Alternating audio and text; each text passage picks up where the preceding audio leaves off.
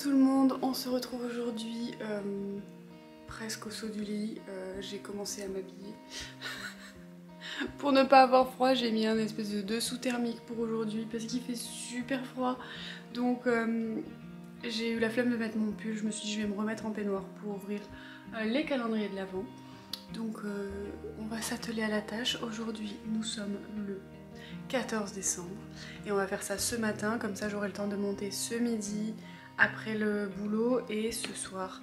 Et vous aurez normalement le vlog d'ici demain 18 h comme d'habitude. Nixou vient nous embêter comme d'habitude. Elle voit que je m'intéresse à autre chose qu'à elle, donc ça l'intéresse.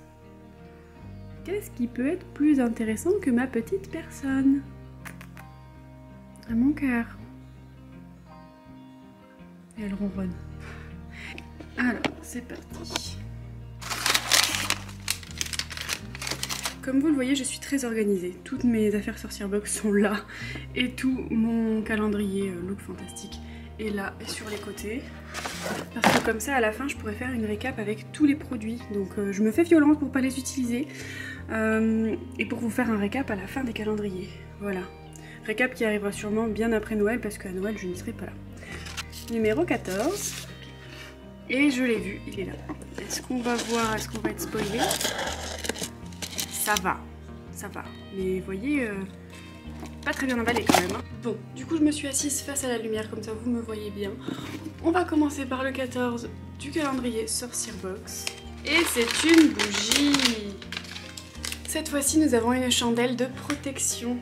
Cette chandelle est composée de laurier et s'appuie sur la magie des couleurs. Le noir pour éloigner le négatif et le blanc pour la paix. Tu peux utiliser cette bougie pour un rituel de protection ou simplement l'allumer sur ton autel si tu as besoin de ses intentions et de ses énergies. Une bougie de protection, ça peut toujours servir. Pensez bien, si vous recevez le calendrier Sorcière Box, à mettre vos intentions en allumant la bougie aussi, parce que c'est pas parce qu'elle l'a fait et qu'elle a mis ses intentions dessus qu'il faut pas que vous le fassiez non plus. Ensuite, nous avons de la marque Sacha Juan Hair Repair Mask. Donc c'est un masque réparateur pour les cheveux, mais on n'a pas plus d'indications.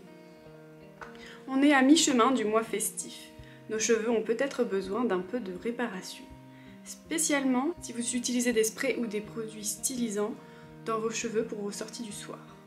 Ce masque intensif Hair Repair Treatment est formulé avec une technologie océan de soie, Ocean Silk Technology, qui régénère les cellules de vos cheveux faibles et abîmés. Alors prenez du temps pour vous rafraîchir avant de continuer vos festivités.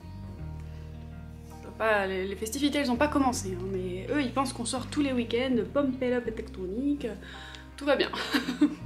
Ce n'est pas le cas. Je crois par contre que c'est le deuxième masque pour les cheveux qu'on a, non? Ouais, c'est le deuxième masque pour les cheveux qu'on a. J'aurais préféré à la limite avoir un shampoing. Ah bah non, on a eu un shampoing, le truc... Ah et ça c'est, ils disent que c'est après shampoing, masque et crème de coiffage, donc ça fait un peu les trois.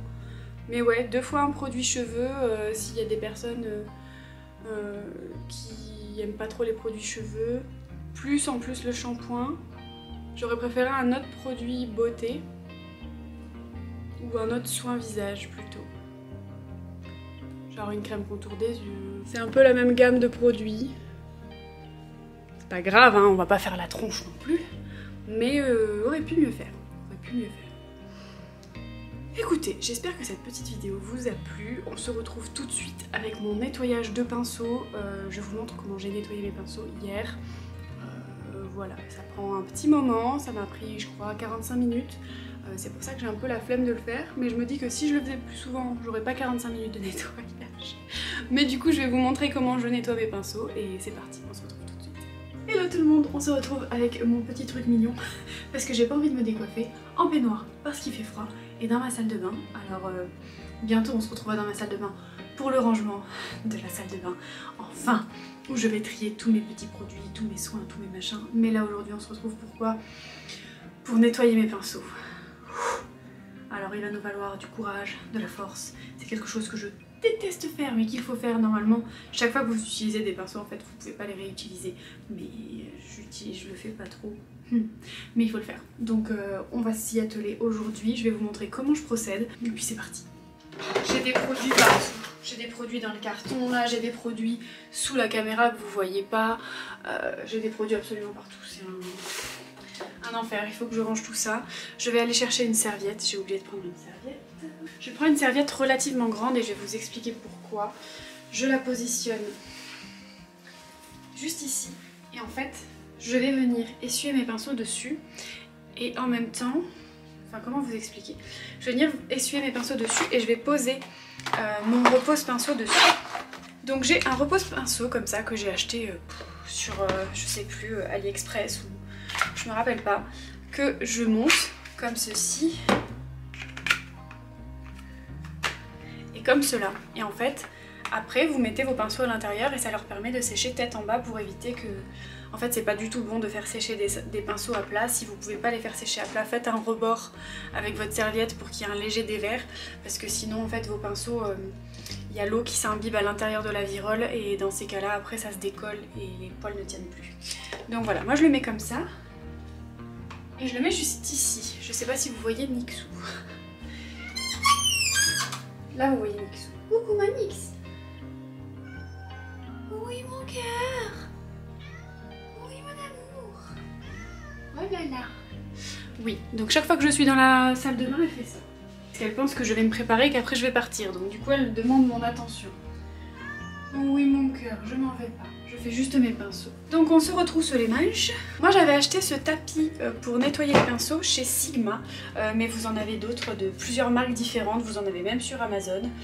Voilà, moi j'avais acheté celui-là, donc j'utilise celui-ci. Et je le colle dans mon évier. J'ai un petit savon qui est fait exprès en fait, que j'utilise que pour mes pinceaux. Enfin, il n'est pas fait exprès, mais je l'utilise que pour mes pinceaux. C'est vraiment un savon basique, solide que j'ai reçu. Je crois qu'il est au savon d'Alep ou je sais plus quoi. C'est pas le genre de savon que j'utilise pour mon visage ou quoi, donc du coup je l'utilise pour ça. Et ensuite, on s'attelle au lavage des pinceaux. En général, je commence par les pinceaux avec lesquels j'utilise de la crème. Parce que c'est ceux qui vont prendre le plus de temps à sécher.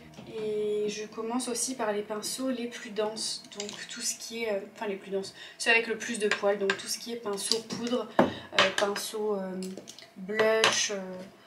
Donc je fais couler un petit peu d'eau, j'essaie de faire en sorte qu'elle soit ni trop chaude ni trop froide. En général je les lave à l'eau froide, mais là comme il fait très très froid dehors, j'ai pas envie de me geler les mains quoi. C'est surtout ça. Il faudrait que je le fasse aussi avec des gants parce que ce serait mieux pour mes ongles et pour mes mains, mais c'est vrai que je n'ai pas de gants. Il faudrait que je m'achète des gants. Et ensuite je viens directement frotter sur mon... Je sens que Nixou va vouloir demander de l'attention et qu'elle va venir m'embêter. Vous voyez, je remets pas forcément d'eau, hein. Il n'y a pas forcément besoin. Et je fais ça pour tous mes pinceaux.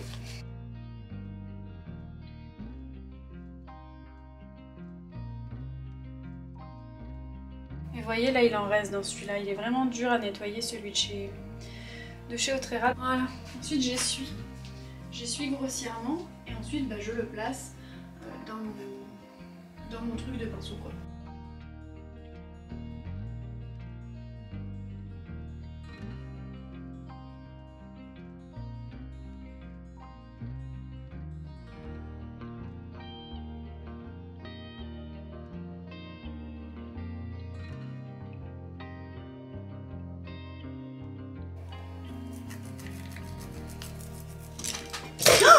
Nix, t'es chiante! Bon, bah Nix m'a fait tomber tous mes pinceaux. Elle est pénible, mais qu'est-ce qu'elle est pénible et envahissante. T'es envahissante.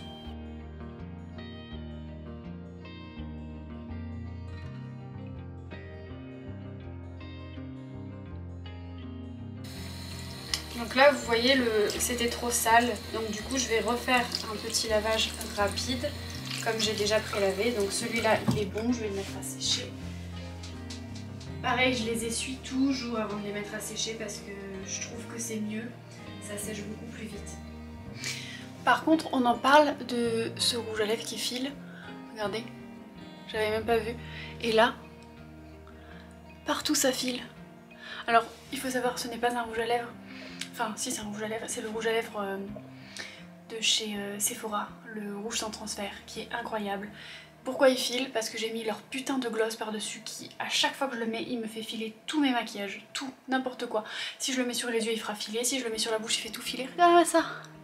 J'ai jamais eu de problème comme ça avec ce rouge à lèvres. Une cata, une cata. Je l'enlèverai vite après parce que c'est une catastrophe. Ok, j'avais oublié, mais d'habitude je lave d'abord ma houppette, ensuite mes éponges et ensuite le reste. Mais c'est pas grave. Et du coup, il n'y a qu'un seul pinceau qui fait exception à la règle du mettre à l'envers, c'est ce genre de pinceau, les pinceaux double embout, parce que bah du coup, forcément ça ira d'un côté ou de l'autre, donc à faire sécher à plat. Qu'est-ce qu'il y a, madame? Oui. Oui. Et alors? Je suis pas loin, je suis là, je suis en train de faire ce que j'ai à faire. Oui, calmez-vous. Ça y est, madame a besoin d'attention. Vous avez besoin d'attention, madame? Évitez de faire tomber mes pinceaux parce que là, par contre, je vais pas être contente. Pour les éponges, bah, pas de technique particulière, hein. Je frotte jusqu'à ce que ça sorte clair. Et là, pour le coup, j'utilise de l'eau parce que bah, j'ai pas trop le choix. Et pour la Autrera, en plus, on voit rien du tout parce que comme elle est couleur fond de teint, on a du mal à voir. Bon, du coup j'essaie de les prendre par pinceau un peu du même type et je viens les frotter directement sur mon savon. Parce que pour les pinceaux pour les yeux c'est plus rapide d'en faire plusieurs en même temps. Et je viens tous, hop là, les mettre au même niveau et les frotter comme ça. Puis je vais les prendre dans l'eau, etc. Et je fais ça plusieurs fois et je les rince à l'eau claire. Voilà.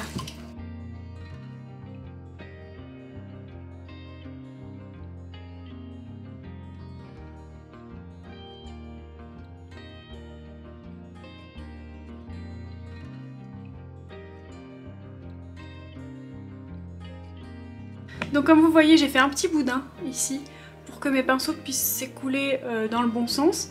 Ici donc j'ai tous les pinceaux que j'ai pu accrocher mais j'ai pas assez de place pour tout. J'ai les éponges, les houpettes par-ci par-là et ici les pinceaux double embout. Voilà, et ensuite je laisse sécher tout simplement. Voilà, je me suis attachée les cheveux entre temps, mais c'est pas grave, vous m'en voudrez pas. Donc c'est tout pour cette vidéo aujourd'hui sur mes pinceaux. J'espère que ça vous a plu. Si c'est le cas, n'hésitez pas à liker la vidéo, à me mettre en commentaire à quelle fréquence vous lavez vos pinceaux, même si c'est dégueulasse, dites-moi. Ah, c'est une catastrophe. Est-ce que vous aussi vous avez plusieurs éponges, plusieurs fonds de teint, ou est-ce que vous êtes hyper régulier et vous lavez vos pinceaux et vos éponges tous les jours, etc. Dites-moi un petit peu si vous êtes flemmard comme moi ou pas. Ça me rassurera peut-être un peu, on sait jamais. Si vous n'êtes pas encore abonné, n'hésitez pas à le faire aussi. Je vous fais des bisous et je vous dis à demain pour un nouveau mini vlog. Salut!